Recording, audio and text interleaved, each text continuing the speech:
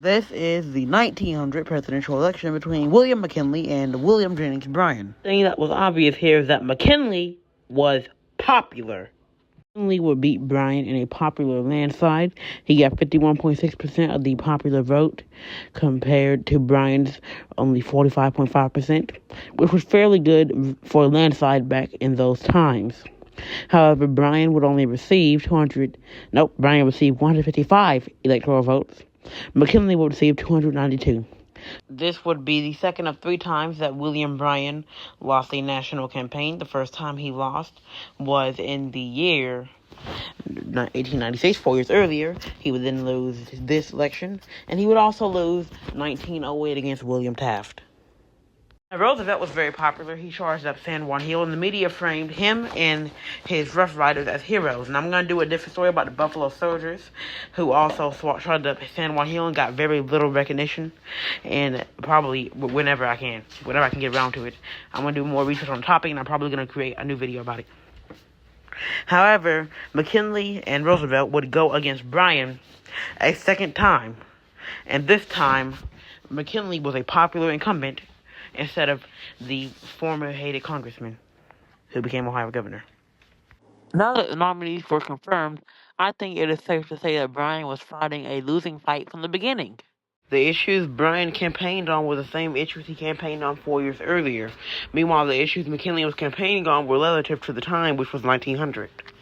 Bryan was still stuck inside the year 1896, while McKinley had been campaigning on his accomplishments. Bryan sharply criticized McKinley for his quote-unquote imperialism. McKinley's campaign team framed Bryan as unpatriotic. They also argued he was obsolete and living in the past. Bryan's populist rhetoric would appeal to his rural and working-class voters. In fact, here I have audio of his Flag of an Empire speech from 1900. From the mountain of eternal truth, a republic applying in practice and proclaiming to the world the self-evident proposition that all men are created equal, that they're endowed with inalienable rights. Historians rank McKinley's approval around 51 to 53%. It was a tall task for Bryan's rhetoric to match McKinley's popularity. In 1996, to take care of his sick wife Ida, McKinley ran a front porch campaign. However, it was so popular people came to see him and watch him speak, and that helped him win the election against William Jennings Bryan. Instead of nationwide stomping and campaign speeches, he allowed his running mate Theodore Roosevelt to do that, while he resorted to being at the White House during Rose Garden-type speeches. While William Bryan would maintain his signature cross-country aggressive campaign style.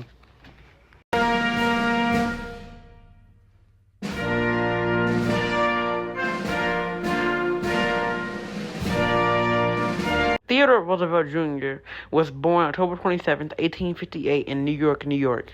Sickly young man, Roosevelt's father famously built him a place to exercise his body. Theodore Roosevelt's first entry to the military was in August 1882 when he joined Company B, 8th Regiment of the New York National Guard. He served as a second lieutenant and was later promoted to captain, leaving the Guard in 1886. In this defeat, he would focus on his personal life largely. He would travel to London to marry his childhood sweetheart, Edith Caro. He'd write a significant number of history books. Under Benjamin Harrison, he would serve as Civil Service Commissioner, and he would eventually move back to New York to become the New York City Police Commissioner. April 19, 1887 to May 10, 1898, he would serve as Assistant Secretary of the Navy. Time for the specific event I'm sure many of you have been wondering about, the charge of San Juan Hill. The goal was simple. U.S. forces needed to capture the strongly fortified San Juan Heights to besiege the Spanish stronghold of Santiago de Cuba. It gained national attention, and it made Teddy Roosevelt a national hero. Roosevelt was a national hero, and I can see why McKinley would have wanted to pick him as vice president. He would eventually move back to New York and would beat out Augustus Van Wyck for the election for governor of New York. I'll do another video about the corrupt plot to sideline him somewhere around the time he became governor of New York. However, that will be for another day.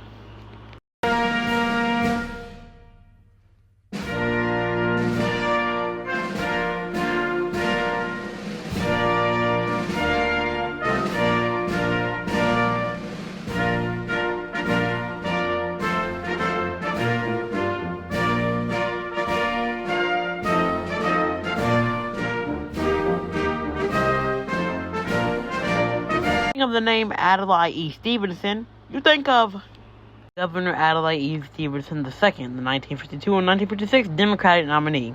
However, we're going to cover him inside another video. Find that much on his formative years as a child, however, I could find much on his political life. Stevenson was state's attorney for Woodford County beginning in 1859 during the American Civil War. He was appointed a master in chancery and aide in court of equality. In 1864, Stevenson was a presidential elector for the Democratic ticket. He married Lida Stevenson Green. They had three daughters, Mary, Julia, Lida, and a son, Louis Stevenson. Lida helped establish the Daughters of American Revolution as a way of healing the division between the North and South after the Civil War, and succeeded the wife of Benjamin Harrison as the DRA's second president general. As I previously mentioned, he was vice president for Grover Cleveland. McKinley greatly rode the Panic of 1893 into office, blaming Democrats for the panic. And that is largely why he would be elected president. So Bryan basically was screwed either way in 1896, despite running one of the best campaigns out there. Bryan, as I mentioned, was still riding on the issues that carried his popularity in 1896. There's no way he was going to win against McKinley in 1900 with that same agenda. This is a list of McKinley's accomplishments. These are the things that he campaigned on when he was running for president. That is why Bryan looked stuck inside the past in 1900.